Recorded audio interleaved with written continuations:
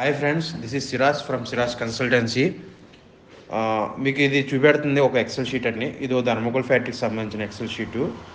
దీనికి మనం ఏంటంటే ఇక్కడ వచ్చేసి సేల్స్ అనేది ఎంటర్ చేస్తామండి. సేల్స్ ఎంటర్ చేసిన తర్వాత దీనికి మనకు రిఫరెన్సెస్గా ఏమేమి కావాలి, సీరియల్ నెంబర్, డేట్, ఇవన్నీ మనం మాన్యువల్గా ఎంటర్ చేసుకుంటామండి. దీనికి సంబంధించి మనం ఏంటంటే ఒక పర్టికులర్గా సేల్స్ ఆ పర్ డేలో సేల్స్ ఎంత అయింది ఏంటని మొత్తం సేల్స్ అనేది ఎంటర్ చేసుకుంటామండి. ఓకే,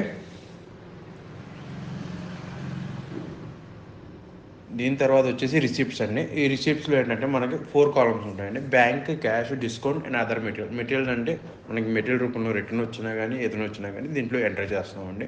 ఇందులో ఏంటంటే బ్యాంక్లో ఉంటుందండి, డిస్కౌంట్స్లో ఉంటుంది. మెటీరియల్ రూపంలో వస్తాయి, మెటీరియల్ రూపంలో వస్తాం. క్యాష్ రూపంలో వస్తాయి, క్యాష్ రూపంలో ఎంటర్ చేసుకుంటాం. ఇక్కడ మనం ఎక్కడ మోడిఫై చేసినా మనకి క్యాష్ మనకి ఇక్కడ రిఫ్లెక్ట్ అవుతుందండి, మన ఈ కాలంలో రిఫ్లెక్ట్ అవుతుంది. దీన్ని బట్టి ఏంటంటే మనకి బ్యాంకులో ఎంత వచ్చింది, క్యాష్లో ఎంత, మెటీరియల్ రూపంలో రిటర్న్ ఎంత వచ్చిందని క్లియర్గా తెలుస్తుంది. తర్వాత అవుట్ స్టాండింగ్ వచ్చేటప్పటికి మనకు సేల్స్ బట్టి, రిసిప్ట్స్ బట్టి అవుట్ స్టాండింగ్ అనేది మాన్యువల్గా జనరేట్ అవుతుందండి. దీంట్లో మనకి ఏంటంటే ఒక పార్టీకి ఇయర్ వైజ్గా సేల్స్ ఎంత అయింది, దానికి సేల్ అమౌంట్ ఎంత అయింది, రిసీవ్ ఎంత అయింది, బ్యాలెన్స్ ఎంత ఉంది అనేది క్లియర్గా తెలుస్తుందండి.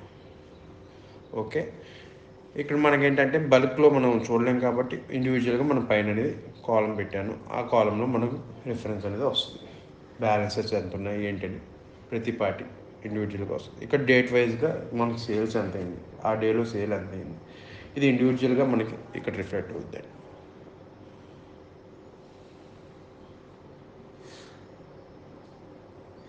ఇక్కడ ఏంటంటే మనకి అక్కడ డే వైజ్ సేల్స్ ఇస్తున్నాం కదండి, దాన్ని బట్టి ఇక్కడ డే వైజ్ సేల్స్ అనేది మనకి ఇక్కడ నుంచి అక్కడ తీసుకుంటుంది. డే వైజ్ సేల్స్ చూడండి, మనకి ఎవ్రీడే ఎంతెంత సేల్ అయింది, ఏ మెటీరియల్ ఎంతెంత సేల్ అయింది అనేది మొత్తం కంప్లీట్గా డీటెయిల్స్ ఇక్కడ వచ్చేస్తాయి.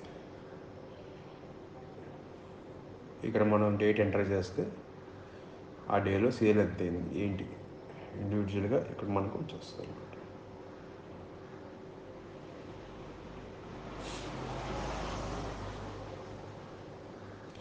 దీన్ని బట్టి ఇక్కడ మనకి తీసుకుంటుందండి. ఇక్కడ మనం అక్కడ ఏ డేట్ ఫార్మాట్లో ఎంటర్ చేస్తాం అదే డేట్ ఫార్మాట్లో ఇక్కడ ఎంటర్ చేస్తే మనకు ఆటోమేటిక్గా జనరేట్ అవుతుంది.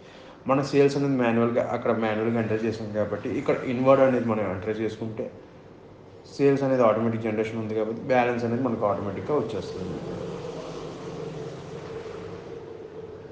ఇక్కడ మన నెగిటివ్ బ్యాలెన్సెస్ ఏమైనా ఉన్నా రెడ్ మార్కులు చూపెడుతుందండి, అంటే నెగిటివ్ స్టాక్ లేకుండా ఎలా చేసి సేల్ చేసామని నెగిటివ్ స్టాక్లు చూపెడుతుంది.